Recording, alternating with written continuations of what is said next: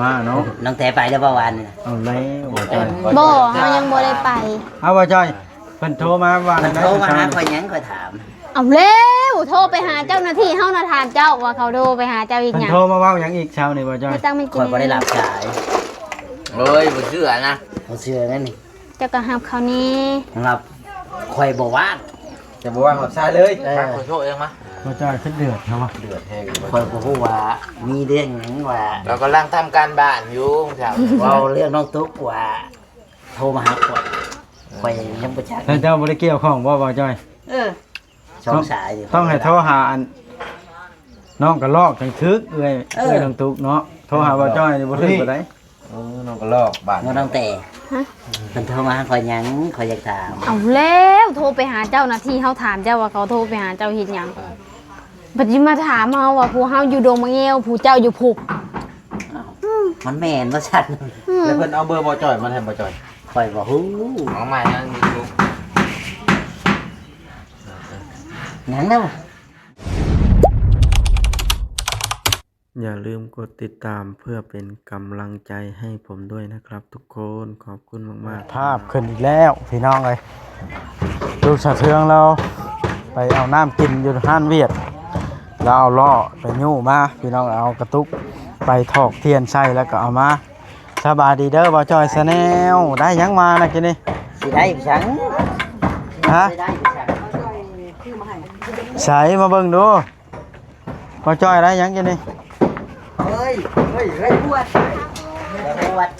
ข้าวเขาจะขึ้นบวชนี่แหละมาเบิ่งก็ได้ดอก นี่ลุงเนืองฮะ เราจะคลิปแล้ว ยังมาลงคลิปเลย เนาะ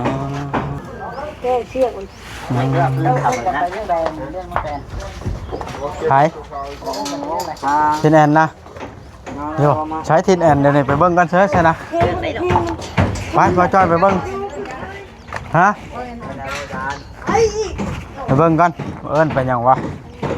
โอ้ยถ่ายคลิปอยู่ดีๆเอิ้นกันไปพูดอีกละนี่เราได้โมหนึ่งไม่บ่นี่ชื่อไม้ไผ่นี่เบาลิของสาวเทืองเอาง่ายซะเฮ็ดถาเบากันมาเบิ่งว่าแอนกันเราเอิ้นข่อยมาเฮ็ดหยังมีเรื่องราวตัวใดพี่น้องเอ้ยสบาย สบายดี เอิ้นเข้ามาหยังเด้อนี่ ไปเห็นบ่จ่อยชื่อยังมากินนี่ ลุงตุ้มติ้ม จอยเดือดมาก แล้วชื่ออันหวนมาให้เทือง โอ้ ชื่อยังมาบ่มาให้ข่อย เขาคิดว่าเพิ่นสิซื้อบวชมาพากันนึ่งข้าวกินอยู่ในนี่นะ ก็เตอเพิ่นว่า เดือด หมู่เพิ่นได้ดีเนาะ แท้ติดกับดัก ยังในพากระไทยแมงวันนะ พากันโอ้เป็นคุ้มกินหยังเบิ่งสงสัยอันได้กินของแซ่บได้นี่ว่าแล้วเนาะ เป็นของแซ่บ ร้อยเห็นยังไง ข่อยซื้อผ้า โอ้ ใส่ แทนเมีย เอ้ย บ่ธรรมดา ร้อย ไป ร้อย รักของเมีย เอาเบ็ดไปสิป่าน้องมึงไป สิอยู่ไส น้อง โอ้ย เรียกว่าสิเต็ม เมียโอ้มีคนเฮานี่ก็เป็นเนาะพี่น้อง น้องคือเหี่ยบ่แลนี่นะ โอ้ยไม่จัก ว่าเห็นเมียเฉย ยาใส่เสื้อได้ แม่นแล้ว คือสิเพลงแฮง เพราะ เนาะ อันนัดช่างมาเฮ็ดเอาช่างทางใดมาเฮ็ดเรื่องตั้งแต่ ยังบ่มีสร้างเลย นิตาโลดนะ เจ้าเชีย ม น ห บ่ นึ่งเสียโอ 5,000 เอาแล้ว มหนึ่งเสียโอต่างกัน เอา ชื่อ มาลงกันเลยเฮ็ดแบบใดแบบใดได้ ชื่อภาษา แอมสองข้าง หนึ่ง 5,000 บาทได้ว่าตรงๆได้ไป คิดตอนนี้ได้บ่ นะ 5,000เลยแล้วมื้อเดียวเลยเทิงโบกเทิงหยังแล้วมื้อเดียวเลย โยจักแล้วนี่ก็ได้ จิ๊บเจ้ยทำนี่ได้ไหมทำ5,000บ่แอดร่วมงานนำ คนนั้น ใคร บ่ จะเป็นคนบล็อกให้ นั่นดิ เดี๋ยวหลายคน หลายคนน้ำเด้อ หลายคนอยากซอยแท้บัดนี้ กัน5,000เลย ว่าจะเป็นคนยัง บ่จ้างบ่ตรงว่า ว้า อย่าบ่จ่อยฮะ จ้างค่อยนี่ เอ นะ อมาจ้อ ตั้ ย งดิมาถือ 5,000ได้ บ่จ้อย ฮะ เจะได้ไม้ซะบ่ บ่แล้ว ไม้ไผซะ นี่ไว้อีก ไม่เก่าใครจะกินมัน ธรรมดาเด้อบ่จ่อยนี่ เป็น ก็ เจ้า ยอมสิเด้อบ่แอมค่อยก็บ่ได้เฮ็ดดอกค่อยก็ บ่ ได้ จ่อยกันคือกันพี่น้องเอ้ย ก่อนยังมีอยู่ซื้อให้คอยเนี่ย ข้าวๆช่างเพิ่นว่า จันวัด ก ก็คือเลยใช้มาได้แน่ น้องบอยให้เจ้าซื้อไม้ให้ค่อยแล้วว่ะ ถึกเลข6ตัวก้อนวันนี้บ่บ่ หรือว่าบ่จอย แม่นค่อยก็อยากได้ บ่ยากเอาเงินมาคอยแล้วคอยซื้อให้เอง เอาเลย จะโจ๊กเคยจ่ายไปสิ น้องบอยคือว่าอย่างซี่ อ้าวเร็ว สองคนนี้มาเลยมีมักเดือดใส่กันสองคนนี้ จอยกับจอย ได้ เด้ อีกแล้ว บอยกับบอยใด บอยกับบอย บอยเจอ ตะกี้ฮู้ว่าซื้อแล้วแนวใด บอยเฮ้ย คือผัวน้องแต่เลยเปลี่ยน บ่แม่นนะจะเปลี่ยนแต่เฮายังน้อยๆพุ บอกว่าเลย ว่าแล้วครับเปลี่ยน นี่นะ ปีกาย เรากำลังเปลี่ยนปีกายนี่นะ เออ ผู้ใดเอิ้นจะบ่จะเปลี่ยนชื่อบ่ไผเอิ้นจะทำอีทเอาเฮาสิดาบจังได๋ ไปเออ ว่าบ่จอย ไผเอิ้นจะว่าบ่จอยแล้วจะคือได้ชื่อจอยเลยบัด เอาเขาก็เอิ้นอยู่เนาะก็เปลี่ยน หมอจอยซาแนลแต่ก่อนมาบอยซาแนล นี่อุ้ยว่าผมเลยให้ดูยุงแท้ โอ้ยช่องเกาหลีอ่า ชื่อผมบริวีจะคือแท้ ถามว่าเรื่องน้องตกไปวันนี้ ห่างเพิ่นหยังมันสิเป็นดราม่าเนาะ น้องแต่ไปแล้วเมื่อวานนี่ เอาแล้วบ่จอย บ่เฮายังบ่ได้ไป เอาบ่จอยเพิ่นโทรมาว่า มัน ได้ โทรมาหาคอยหยังคอยถาม เอาแล้วโทรไปหาเจ้าหน้าที่เฮานะถามเจ้าว่าเขาโทรไปหาเจ้าอีก เพิ่น หยัง โทรมาเว้าหยังอีกเช้านี่บ่จอย ไม่ตั้งมัน ค กิน อยบ่ได้หลับสาย เฮ้ยบ่เชื่อนะ เขาเชื่อนั่นนี่ เจ้าก็หับเขานี่ ของเราคอยบอกว่า จะบอกว่าหับชายเลย มาขอโทษเองมะ บ่จอยขึ้นเดือดเนาะ เดือดแห้ง คอยบอกว่ามีเรื่องหยังว่า เรากำลังทำการบ้านอยู่ครับ เว่าเรื่องน้องตุ๊กว่าโทรมาหาคอยคอยยังบ่จัก แต่เจ้าบ่ได้เกี่ยวข้องบ่จอย สองสายยู่ ต้องให้โทรหาอันน้องกระลอกจังทึกเอ้ยเอ้ยน้องตุ๊กเนาะโทรหาบ่จอยนี่บ่ถึงบ่ได้ น้องก็ลอกบ้าน เงินน้องแต่มันโทรมาหาคอยหยังคอยอยากถาม เอาแล้วโทรไปหาเจ้าหน้าที่เฮาถามเจ้าว่าเขาโทรไปหาเจ้าเฮ็ดหยังบัดนี้มาถามเฮาว่าผู้เฮาอยู่ดงมะเงวผู้เจ้าอยู่พุก มันแม่นว่าฉัน แล้วเพิ่นเอาเบอร์บ่จอยมาให้บ่จอย คอยบอกฮู้ ของใหม่นั่นอยู่ หยังแล้ว บ่จอยเรา เดือดใช่กันอีกแล้ว บ่ได้สิเดือด นี่จะเดือดเลยบ่จอย ว่าต้องแต่เดือดใช่คอยว่านี่ไหม เราเดือดบ่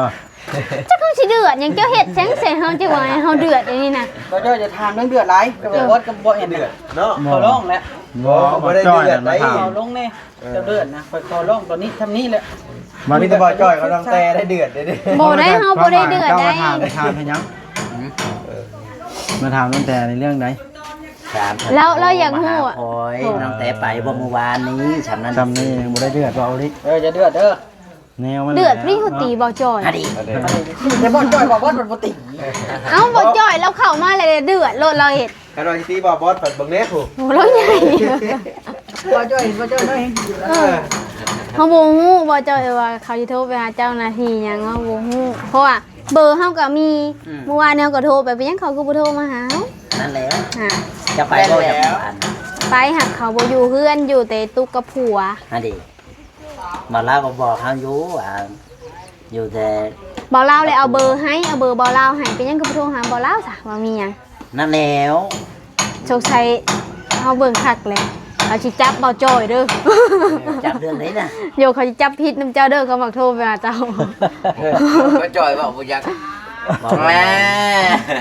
หมอ คอยเดือดสิคอย เมื่อวานนี่ก็บ่เล่าก็เอาเบอร์ให้เด้เมื่อวานนี่เอาเบอร์ให้ผัวน้องตุ๊กเมื่อวานนี้ อันที่จริงก็สมควรโทรมาหาน้องแต่พี่เลยเนาะบ่จอยแล้วคนเนาะ คอยบ่ได้แม่นคนในคอยสิฮู้จักหยังว่า แล้วเจ้า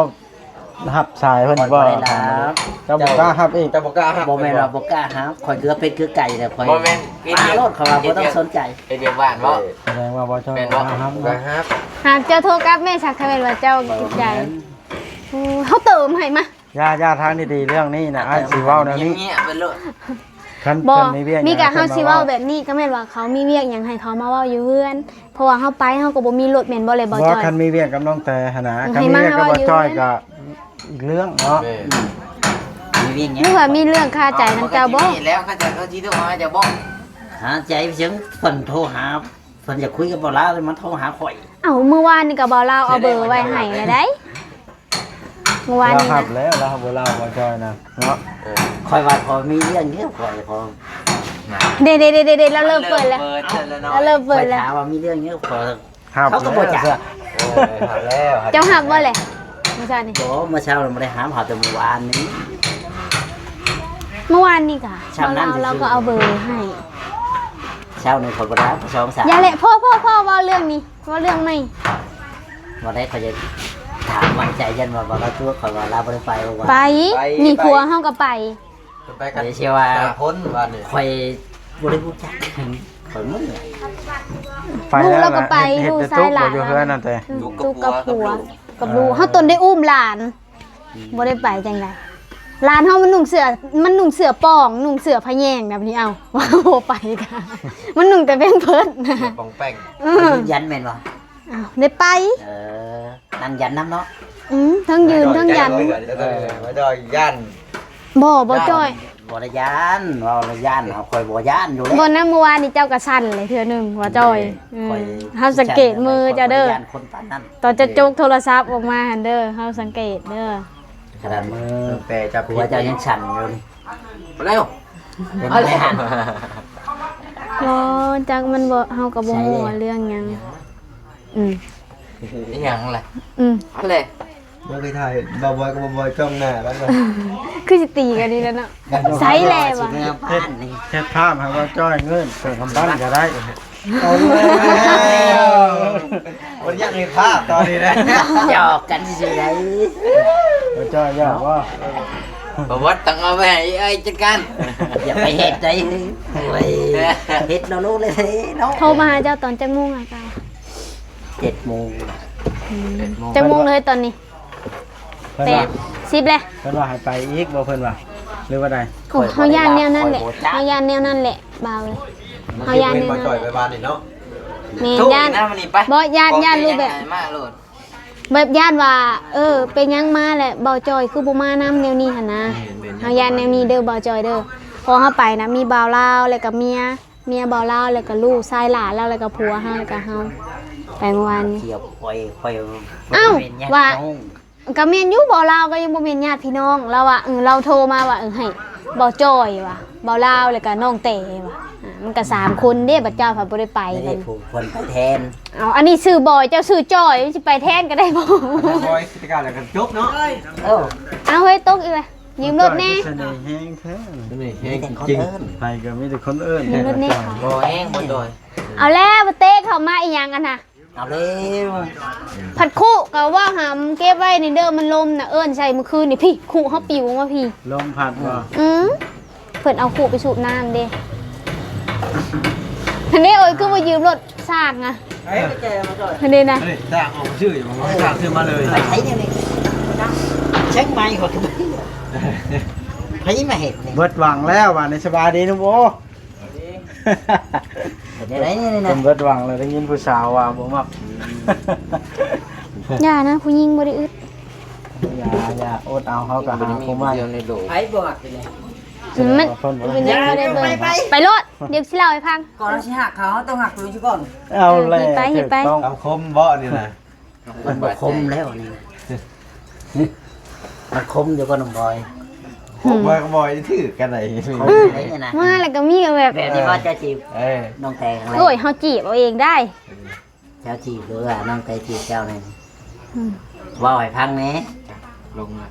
จอยเฮ็ดหยังทางจันจ้อแฮะ น้อง จากเฮียนเอา จำไก่เด้ เพี้ยนเลยบอยกับบอยเจอกัน เพิ่น อยากได้ชูดไปเห็ดไปฉังมีก็มีเรื่องมันอยากได้ชูด จีบผู้สาวน้อย เนาะ หาเนาะว่าเฮาว่าจีบผู้สาวน้อยเพิ่นเนาะ เมนบ่จ่อย บ่เห็นว่าจะบ่สู้บ่ บ่ได้ ใช่บ่เห็นว่าจะเอาเมียมา เออ นะ ลูกเขาเมียคอยบ่มีรถใหญ่หน่อยเขามีรถใหญ่ เอ็มร้อยกวดหนึงเด้อจักคนจะว่าอยู่นี่นะเจ้าเว้าเองเมื่อคืนนี้ อ่าน เขามีรถใหญ่เนี่ยโอ้ มาเลย เอามาเลยรถใหญ่ ซื้ออยากมีก็ได้ แล้วก็มาอ้างบอสแล้วเดี๋ยวนี้ อ้าว อยากมีต้องเป็นหนี้เบาเอ็นเลย เห็นว่าข่อยเนาะ อยากมีต้องเป็นหนี้ หัวเดียวนึงก็จบเลย บ่หาปีผู้ ยังหาปี ไอ้นั้นแล้วนะ10 ปีนะ ไปหับประกันให้เขาไม่บ่จ่อยไป หับประกันเรื่องไหนนั่น เอ้า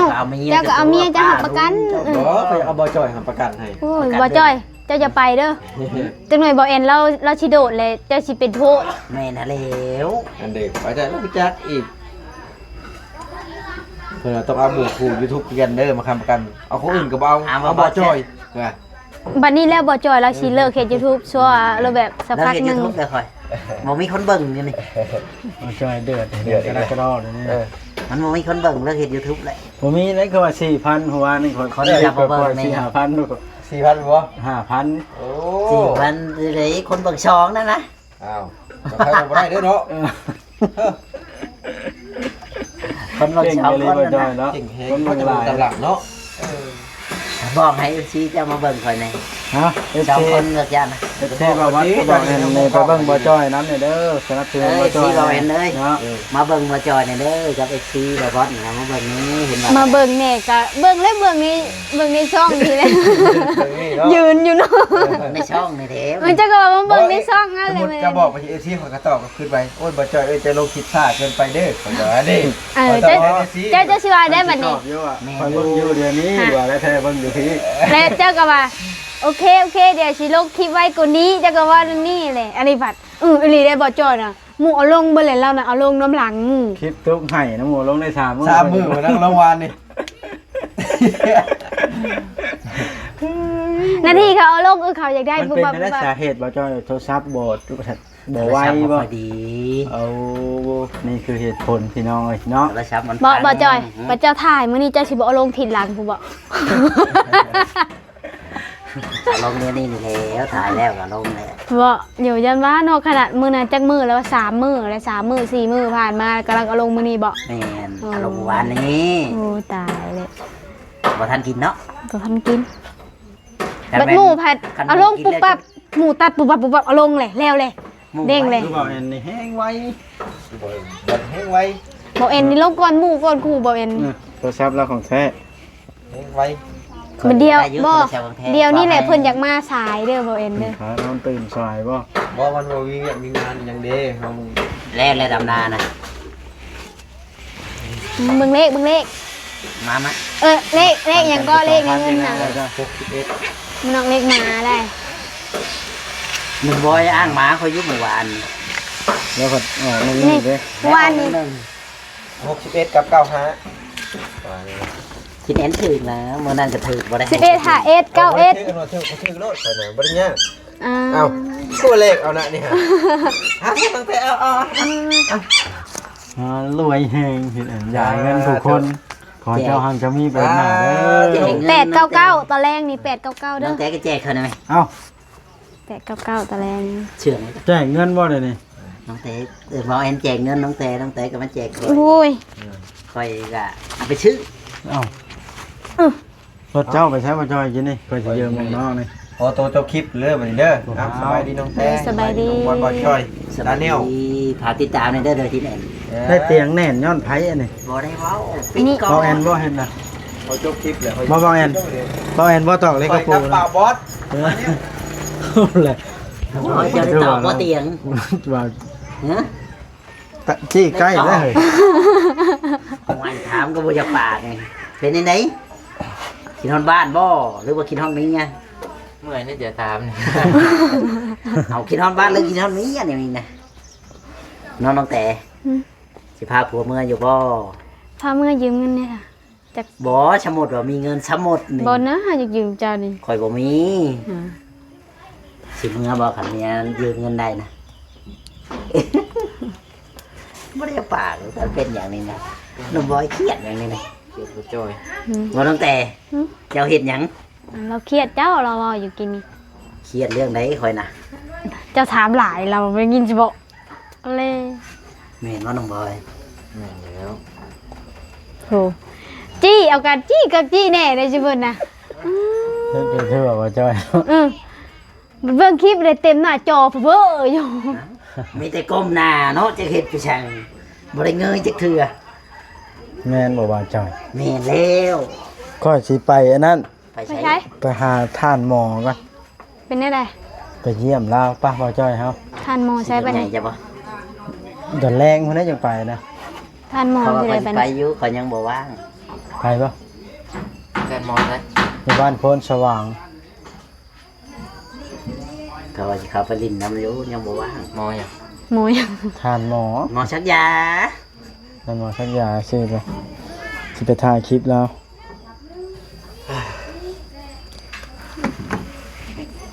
กินบ่อย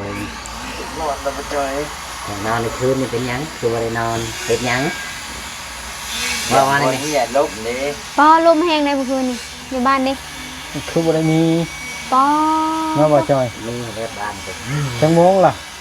ประมาณ10 โมงนี่แหละ แสดงว่าค่อยรับแล้วค่ะ เฮ้ยไม่ได้ได้ เมื่อยค่อยเมื่อนอนประมาณ8 โมงแรงเช้าโมง เราจะทายฝนตกแจ๊บ สับกันจ้ะ แล้ว เฮาอยากกลมกล้วยเฮาฮักเฮาออกมาส่องวู้โอ้ยกกล้วยกูว่าฮักแท้ๆว่ะใคร ไม่ แน่ เห็นมะม่วงน้องแต่เป็นใหญ่แหงหวานนี่ นี่ดิ ปิดเอาแล้วบอก โอ้ยเจ้ากะ เอาหมดแล้วในรูปนะ ผมมองจะไปแล้ว เป็นเลย เออ พี่ เอาไว้ให้เอาแนวนั่นเด้อจากลูกหนึง กินแล้ว เอาแล้วกินไว้ สั้นๆก็ได้ เนาะ อืม ถือว่า วัดสิแจ้งข่าวดีเลยกันแล้วกัน ข้าวดีได้แล้วนะ บอสได้ช่วงหนึงนะ FC ว่าเพิ่นโซลีลาโพดว่า เป็นพ่อบอส เวลาเล่นได้ เรื่องแบบนี้ข้าวดีเลยแบบจะมักเว้าหรือแบบเวียนๆน่ะ บ่ นะ ได้สร้างสิ มักกันนานเฉลยนะว่า แม่น คนมันโหดเนาะ หมอคนมามักหยอกคอยนะคอยบ่ได้เครียดได้ให้ไผได้ เจ้าจะเครียดสิให้หยังเฮาเฮ็ดแบบนี้บ่ต้องไปเครียดไปให้คน อ้าวบ่ใจชั้นนะมันยืดยาวแล้วได้คลิปคอยคอยจะได้จบคลิปก่อนได้ อืม เด้อเด้อตั้งแต่เด้อ โดย อ้าว สบายดี ๆ เดี๋ยวๆพากระจบ ให้ อยาก ทำ สบายดี เด้ สบาย อ ดี บ่ได้ถามคลิปนะ ทำคลิปแล้ว